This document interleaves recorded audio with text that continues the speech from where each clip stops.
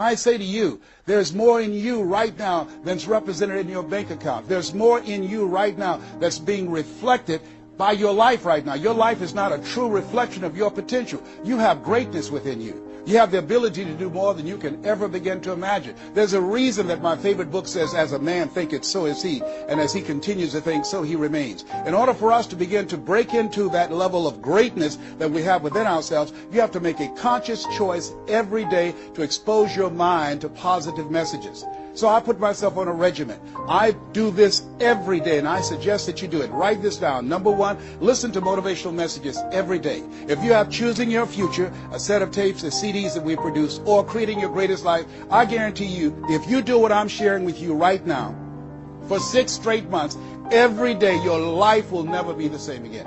I guarantee it 100%. You listen every day for 1 hour to Creating Your Greatest Life, any of those messages, because faith comes by hearing and hearing and hearing. What it will begin to do is interrupt the story in your mind. It will override the story that you believe about yourself. It will distract all the negative thoughts that you have that's holding you back, that held me back for 14 years. When I used to go see the #1 motivational speaker on the planet, Zig Ziglar and Tony Robbins, and my heart said, I can do that. I love to help people. I'm just like my mother. And then my mind would ask how. And I went from my heart to my mind. And my mind would say, Les Brown, you don't have a college education.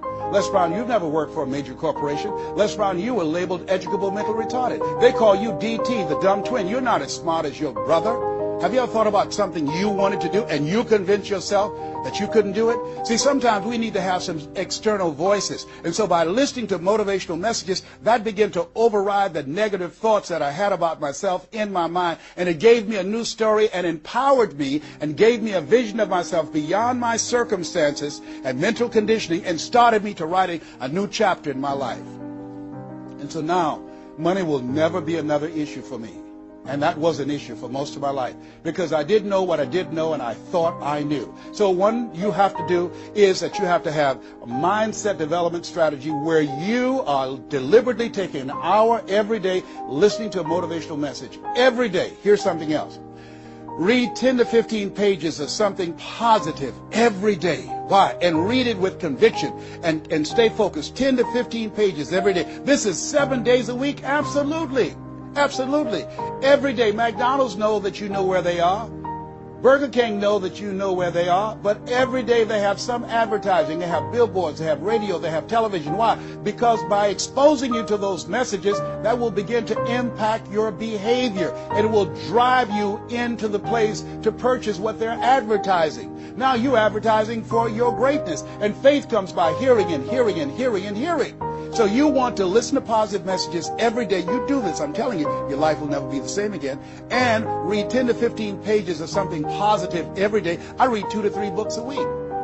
Why? Because I have goals and dreams of things I want to achieve. I want my life to count. I want to make a greater impact. At this stage of my life, I'm working on my children's education. A good man leaves a legacy for his children's children. So I'm working on their education at this point in my life. And as I begin to look at myself, in order to achieve more, to do more, I know I have to work more on my mind. And let me give you an example how this works. The most money I've ever earned in an hour and a half, $260,000. That's the most money I've ever earned in an hour and a half. A lot of people work a whole month and don't do that, or 6 months. Then, here, this is the next thing I want you to do.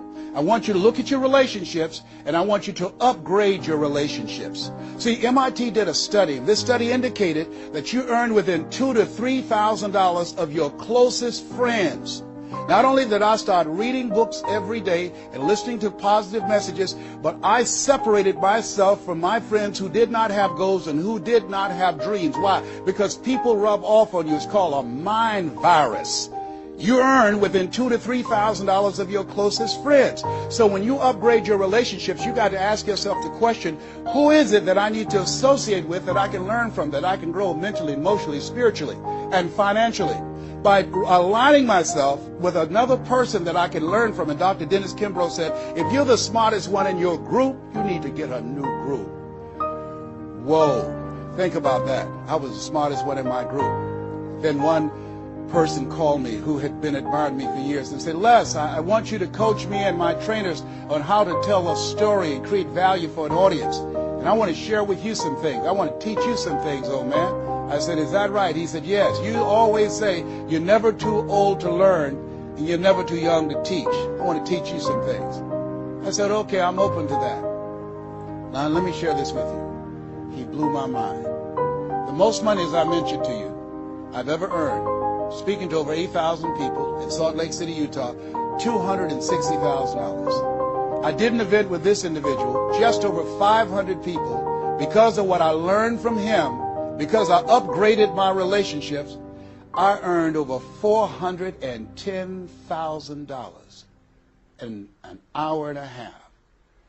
I was excited, but I was also depressed because I've been speaking for 28 years. And I started thinking about all the money that I left on the table, all the hotels and plane rides, all of the audiences I spoke to, all of the money that I missed out on because I didn't know that I didn't know, and I thought I knew. I was a big fish in a small pond.